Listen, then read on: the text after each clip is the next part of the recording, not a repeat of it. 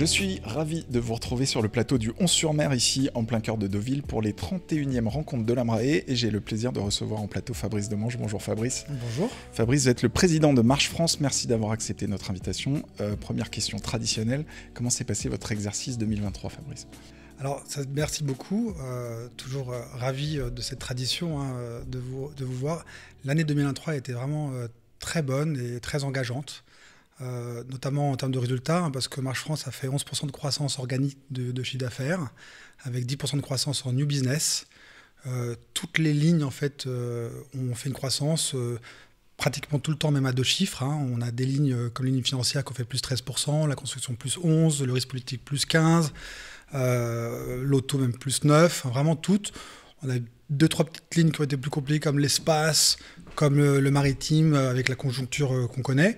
Mais on a vraiment bien carburé. Et d'ailleurs, 2024, en janvier, démarre très très fortement parce que dès fin janvier, on a plus 24% de croissance de new business, plus 9% de croissance de chiffre d'affaires par rapport à une année déjà qui était très très forte en 2023.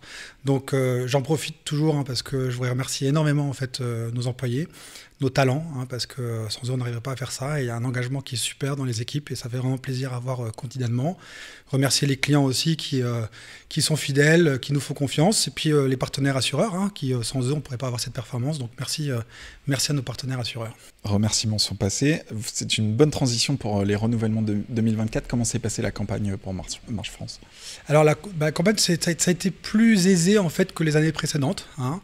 On a pu bien finir les renouvellements pratiquement au 1er décembre. Après, à part quelques cas de dossiers compliqués, moi je dirais qu'à part la RC, notamment l'exposition US, ça c'est plutôt vraiment bien. On a été renouvellement toujours un petit peu en surcapacité. On a une moyenne de 117%, donc voilà, on a pu le faire.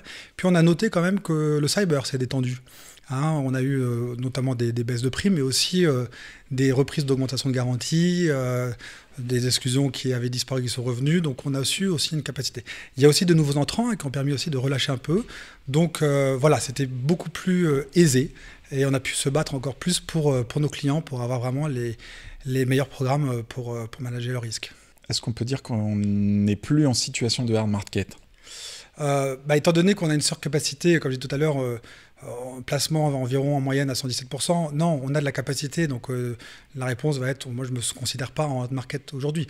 Maintenant, ça reste tendu pour des dossiers sinistrés, ça reste tendu pour des expositions US, des expositions 4 nat.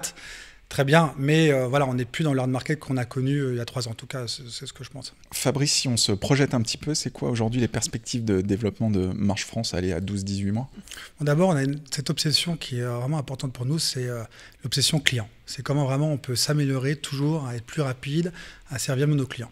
Je dirais qu'on a 4 axes forts de développement. Notre axe de leadership sur les grands comptes, les grands risques, avec une panoplie de toutes nos spécialités. Ça, c'est très important pour nous. On investit encore beaucoup dessus. On a notre axe sur tous les bureaux qui sont en région, le middle market, avec beaucoup d'investissements. On veut rester toujours à nos 11 bureaux. Potentiellement, on ouvrait peut-être un ou deux de plus. Pas forcément beaucoup plus, mais un petit peu. On pense que c'est très important d'avoir une emprise locale, un stop and go localement, avec l'appui des équipes aussi à Paris. Le troisième axe, ça sera l'affinitaire. L'affinitaire, on a beaucoup développé, comme vous savez, depuis 3 ans. On est maintenant à plus de 10 millions de consommateurs finaux touchés. On place environ 80 millions de primes. On a eu une croissance l'année dernière de 32%. Et donc, du coup, on a à peu près 85 programmes d'affinitaires, Marche France. Donc là, on veut continuer à développer, continuer à investir. Super équipe. Et puis, merci à Marche Benefit, avec tout ce qui est santé prévoyance, avantages sociaux. Là aussi, on a une belle croissance, 13% l'année dernière. Donc, c'est ces 4 axes qui nous permettent vraiment de développer, avec un appui transversal dans nos investissements en termes de ce qu'on appelle de ONT, OPEX, opération, comment améliorer le service client, comment mettre en place des nouveaux outils. Ça, c'est très important pour nous. Et puis, en transversal aussi, toutes les spécialités, parce que c'est le corps, 60% du new business de Marche France se fait aussi avec les spécialités. Donc voilà, c'est vraiment là où on veut continuer sur ces 4 axes stratégiques. Un point sur les captives, si vous le voulez bien. On sait que c'est un sujet qui a beaucoup animé le marché français. Et on sait que Marche France est un gros faiseur, comme on dit. C'est quoi aujourd'hui votre vision du marché ? D'abord, les captives en France, après le côté juridique semé d'embauches. On a en fait réussi à pouvoir monter des captives en France, notamment avec la provision sur la résilience qui maintenant est déductible fiscalement. On a eu enfin beaucoup d'études captives en France. Marche en a eu à peu près 2/3 du marché. Donc ça prend forme.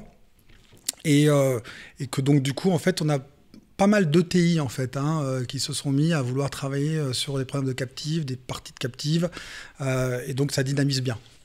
Est-ce qu'il est possible de rapatrier aujourd'hui les captifs? C'est des choses sur lesquelles les entreprises s'interrogent, celles qui sont déjà au Luxembourg notamment.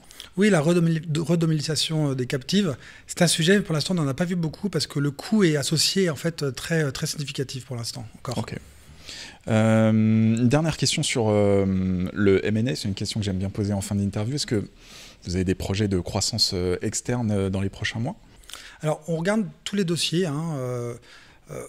Nous, encore une fois, Marche, on n'a pas besoin en fait d'acheter du chiffre d'affaires. On n'a pas de pression capitalistique ou de compétition de volume. On cherche vraiment des dossiers avec notamment des employés qui ont vraiment envie de rejoindre la famille Marche avec un ADN semblable, avec une certaine intégrité, de certaines valeurs communes. On voudrait que ça soit effectivement dans des axes stratégiques qui vont correspondre en région ou des spécialités ou de l'affinitaire, une niche, Mercer Marche Benefit aussi. Mais surtout, en fait, l'axe de développement qu'on fait en parallèle, c'est de renforcer encore plus la synergie de nos 4 sociétés, de Marsh McLennan. On est quand même la seule société qui peut répondre à vraiment des besoins importants de nos clients, que ce soit en termes de risque avec Marsh, que ce soit en termes de people avec Mercer, que ce soit en termes de transformation, de nouvelles stratégies avec Oliver Wyman, et chapeauté par aussi la réassurance. On apporte une valeur ajoutée en termes de broker et assurance pour Guy Carpenter. Et ça, on veut de plus en plus travailler plus ensemble, travailler un peu plus sur les clients ensemble. Et on a des dossiers où on arrive à vraiment avoir une cascade à la fois des experts qui viennent de Marsh, des experts qui viennent de Mercer, d'Oliver Wyman, pour avoir une réponse complète, intéressante.